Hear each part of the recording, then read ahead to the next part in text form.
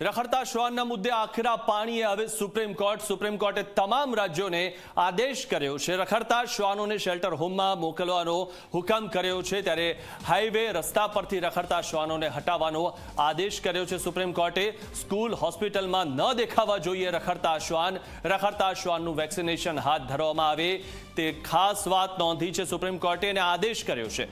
Railway station, bus stand પર શ્વાન ન રહેવા દો તે વાતનો ઉલ્લેખ પણ સુપ્રીમ કોર્ટે કર્યો છે। તંત્રને પેટ્રોલિંગ ટીમ બનાવવા માટે આદેશ કર્યો છે।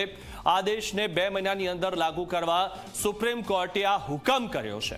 તમામ રાજ્યો પાસે સુપ્રીમ કોર્ટે આ અંગેનો રિપોર્ટ માંગ્યો છે। તમામ મુખ્ય સચિવ 8 સપ્તાહમાં રિપોર્ટ રજૂ કરે તે વાતનો આદેશ પણ સુપ્રીમ કોર્ટે કર્યો છે, કારણ કે જે રીતે આ દૃશ્યમાં પણ આપ જોઈ શકો છો, શ્વાનોના જે ટોળા છે તે લોકોની પાછળ દોડે છે। એક વ્યક્તિનું આ રીતે મૃત્યુ થયું। હાલમાં જે એક સમાચાર મળી રહ્યા છે તેમાં શ્વાનોનું આખું એક ટોળું એક વ્યક્તિની પાછળ પડ્યું અને તે વ્યક્તિ મૃત્યુ પામ્યો। તંત્રને પેટ્રોલિંગ ટીમ બનાવવા માટેનો સુપ્રીમ કોર્ટે આદેશ કર્યો।